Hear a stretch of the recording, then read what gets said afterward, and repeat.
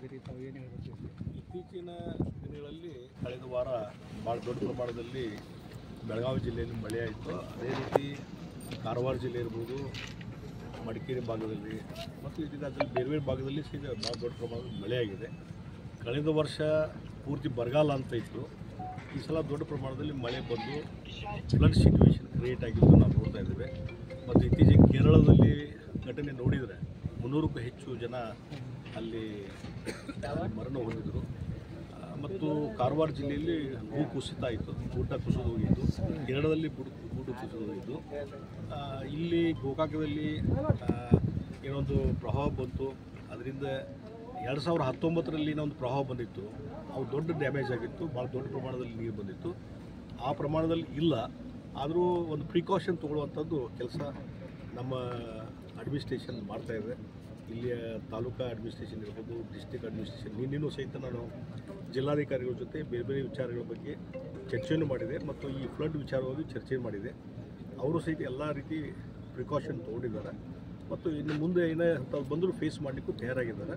ಮತ್ತು ಇಲ್ಲಿ ನಮ್ಮ ಇಲ್ಲಿ ತಹಶೀಲ್ದಾರ್ ಇರ್ಬೋದು, ಉಳಿದ ರೆವಿನ್ಯೂ ಆಫೀಸರ್ಸು, PWD ಆಫೀಸರ್ಸು ಎಲ್ಲರೂ ಸಹಿತ ಇಲ್ಲೇ ಸನ್ನದ್ಧರಾಗಿ, ಪೊಲೀಸ್ ಡಿಪಾರ್ಟ್ಮೆಂಟು ಏನೋ ನಾಗರಿಕರಿಗೆ ತೊಂದರೆ ಆದರೆ ಅದೆಲ್ಲವನ್ನೂ ಸರಿಯಾಗಿ ಒಂದು ನಿಭಾಯಿಸಲಿಕ್ಕೆ ಎಲ್ಲ ರೀತಿ ಒಂದು ರೆಡಿನೆಸ್ ಅವರು ಇಟ್ಕೊಂಡಿದ್ದಾರೆ.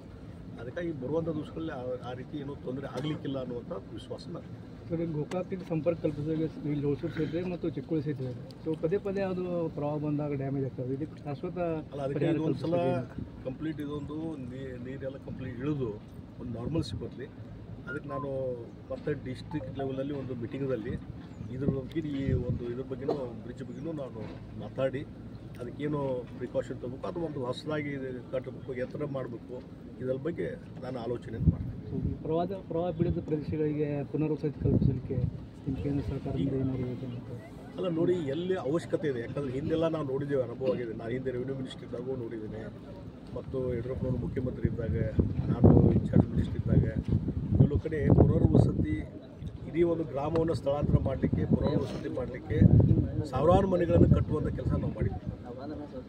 ಬೇರೆ ಬೇರೆ ಒಂದು 20-30 ಎಕರೆ, 50 ಎಕರೆ, 100 ಎಕರೆ ಖರೀದಿ ಮಾಡಿದ ಮೇಲೆ ಆ ಪ್ರವಾಹ ಇಳಿದ ಮೇಲೆ ಅಲ್ಲಿ ಗ್ರಾಮಸ್ಥರು ಅಲ್ಲಿ ಹೋಗಲಿಕ್ಕೆ ತಯಾರಾಗಿದೆ.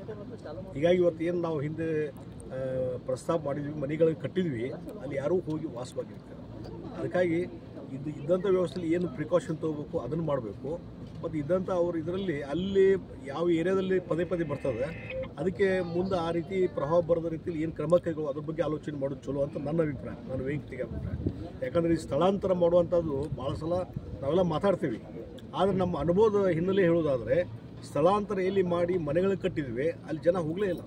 ಇವತ್ತು ಒಂದು ನೇಚರ್ ಇದೆ, ಆ ಪ್ರವಾಹ ಇಳಿದ ಮೇಲೆ ನಮ್ಮ ಮೂಲ ಮನೆಯಲ್ಲಿದೆ ಅಲ್ಲೇ ಹೋಗ್ತಾರೆ. ಇದು ಇದೆ.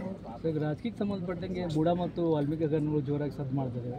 ಸೊ ತಾವು ತಮ್ಮ ಪಕ್ಷದಿಂದ ಇವಾಗ ಪ್ರತಿಭಟನೆಗಳನ್ನ ಮಾಡ್ತಾ ಇದ್ದಾರೆ, ಪಾದಯಾತ್ರೆ ಮಾಡ್ತಾ ಇದ್ದಾರೆ. ಸೊ ಕಾಂಗ್ರೆಸ್ ನಿಮ್ಮ ವಿರುದ್ಧವಾಗಿ ಸಮಾವೇಶಗಳನ್ನು ಸಂಘಟನೆ ಮಾಡ್ತಿದೆ. ಸೊ ಇದರ ಬಗ್ಗೆ ನೋಡಿ, ಮೂಡಾ ವಿಚಾರದಲ್ಲಿ ನಿನ್ನೆ ನಾನು ಬೆಳಗಾವಿಯಲ್ಲಿ ಹೇಳಿದ್ದೇನೆ.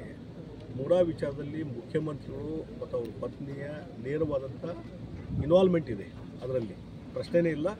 ಮತ್ತು ಕಾನೂನು ಬಾಹಿರವಾಗಿ ಇವತ್ತು 14 ಸೈಟ್ಗಳನ್ನು ತೆಗೆದುಕೊಂಡಿದ್ದಂಥದ್ದು ಪ್ರೂವ್ ಆಗಿದೆ.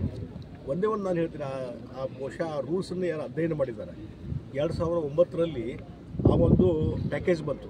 ಏನಂದರೆ ಇವು ಡೆವಲಪ್ಮೆಂಟ್ ಅಥಾರಿಟಿ ಇದಾವೆ, ಅದು ಬೆಳಗಾವಿ ಇರ್ಬೋದು, ಹುಬ್ಳಿ ಧಾರವಾಡ ಇರ್ಬೋದು, ಮೈಸೂರು ಇರ್ಬೋದು, ಶಿವಮೊಗ್ಗ ಇರ್ಬೋದು, ಎಲ್ಲೆಲ್ಲಿ ಡೆವಲಪ್ಮೆಂಟ್ ಅಥಾರಿಟಿ ಇದಾವಲ್ಲ ಅಲ್ಲಿ ಯಾರೂ ರೈತರು ಬಂದು ಜಮೀನು ತೊಗೊಳ್ರಿ, ನಮಗೆ ಡೆವಲಪ್ ಮಾಡಿರಿ ಅಂತ ಯಾರೂ ಹೇಳೇ ಇಲ್ಲ. ಮತ್ತು ಅವರು ಯಾವುದೋ ಲ್ಯಾಂಡ್ ಎಕ್ವಿಷನ್ ಮಾಡೋಕ್ಕೆ ಹೋದಾಗ ಪ್ರೊಟೆಸ್ಟ್ ಬಂತು, ಇವನ್ನೆಲ್ಲ ನಾವು ಕೊಡೋದಿಲ್ಲ ಅಂಥೇಳಿ. ಆವಾಗ ಒಂದು ಸ್ಕೀಮನ್ನು ತೊಗೊಂಬಂದ್ರು 2009ರಲ್ಲಿ. ಏನಂದರೆ ಯಾವ ಲ್ಯಾಂಡ್ ಈ ಒಂದು 10 ಎಕರೆ ಯಾರಾದರೂ ಕೊಡ್ತಾರೆ ರೈತರು, ಅವ್ರಿಗೆ ಅದನ್ನು ಡೆವಲಪ್ ಮಾಡಿ 50% ಇವ್ರು ಇಟ್ಕೊತಾರೆ, ಡೆವಲಪ್ಮೆಂಟ್ ಅಂತಾರೆ. 50%